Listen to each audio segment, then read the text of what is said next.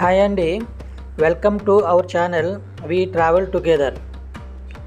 ఈ ట్రిప్లో మనము తిరుపతి చుట్టూ ఉన్న స్థల పురాణములు కలిగిన ప్రదేశాలను వన్ డేలో కవర్ చేయబోతున్నాము.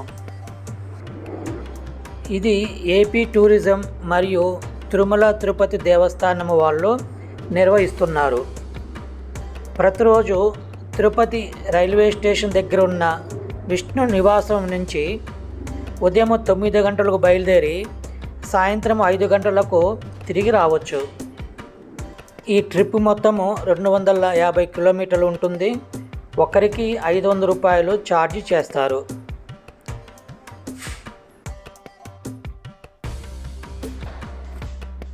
ముందుగా మేము తిరుపతికి 50 కిలోమీటర్ల దూరంలో ఉన్న నగరి గ్రామంలో ఉన్న భూనీలా సమేత శ్రీ కరియ మాణిక్యస్వామి దేవాలయం వెళ్ళాము.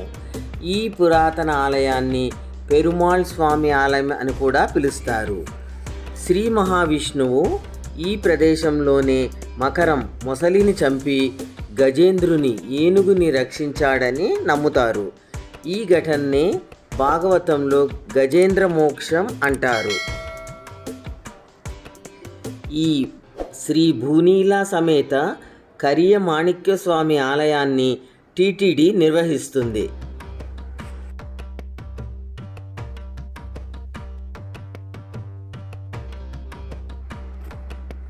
అక్కడి నుండి మేము 6 కిలోమీటర్ల దూరంలో ఉన్న బుగ్గ అగ్రహారం బయలుదేరాము. ఈ రహదారిపై ప్రయాణం అత్యంత మనోహరంగా ఉంది. ఈ బుగ్గ అగ్రహారం కుశస్థలి నది ఒడ్డున నగరి శివార్లలో ఉంది. గౌతమ మహర్షి కాలభైరవ స్వామిని కాశీ నుండి విశ్వేశ్వర స్వామి లింగాన్ని కుశస్థలి నది గుండా గంగామాతను తీసుకురావాలని కోరాడట. యాగం నిర్వహించిన ఈ ప్రదేశం నగరిగా ప్రసిద్ధి చెందింది. ఈ దేవాలయంలో అన్నపూర్ణేశ్వరి సహిత కాశీ విశ్వనాథుడు ప్రధాన దైవం.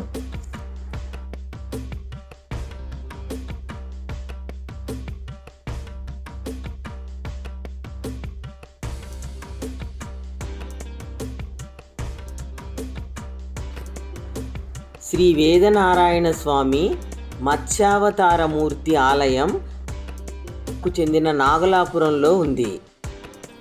సోమకాసురుడనే రాక్షసుడు బ్రహ్మదేవుని వద్ద ఉన్న వేదాలను అపహరించి సముద్రంలో దాచినప్పుడు శ్రీ మహావిష్ణువు మత్స్యావతారము దాల్చి సముద్ర గర్భమున సోమకాసురుని సంహరించి వేదాలను తెచ్చి ఈ స్థలంలోనే బ్రహ్మకిచ్చినట్లు శరపురాణంలో చెప్పబడుతుంది.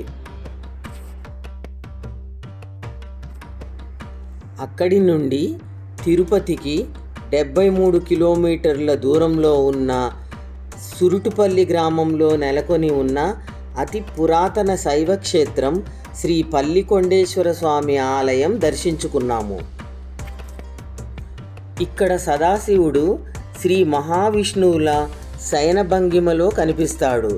పరమశివుడు క్షీరసాగర మదనంలో హాలాహలాన్ని సేవించినప్పుడు కొద్దిసేపు పార్వతీదేవి ఒడిలో పడుకున్నట్లుగా ఇక్కడ మూల విగ్రహం ఉంది.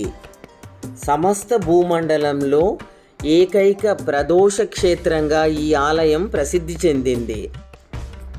శయనభంగిమలో ఉన్న శివుణ్ణి దర్శించుకుంటే అనిర్వచనీయమైన అనుభూతితో పాటు మానసిక ప్రశాంతత కలుగుతుంది.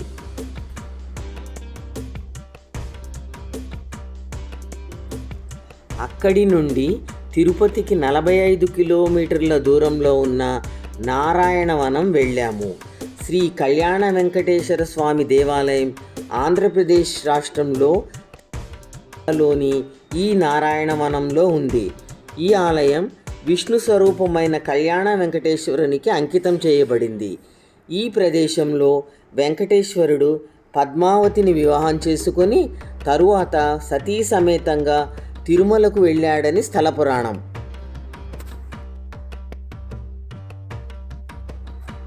నారాయణవనం నుంచి మేము కార్వేటి నగరం వెళ్ళాము.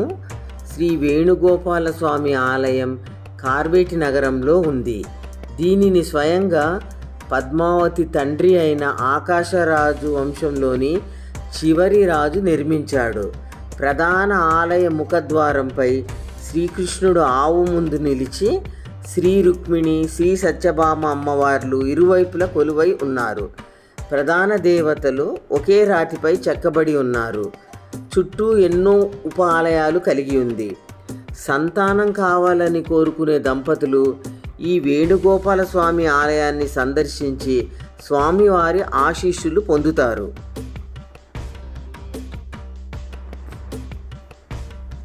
చివరిగా అప్పలాయగుంటలో ఉన్న ప్రసన్న వెంకటేశ్వర స్వామి దేవాలయం తిరుపతికి 30 కిలోమీటర్ల దూరంలో ఉంది.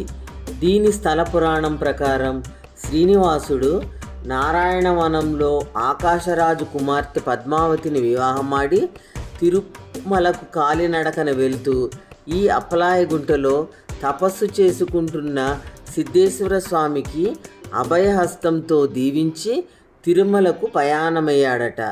ఈ ఆలయ ప్రత్యేకత ఏమిటంటే అభయహస్తంతో ఉన్న వెంకటేశ్వర స్వామి ఇది ఏకైక దేవాలయం ఇది.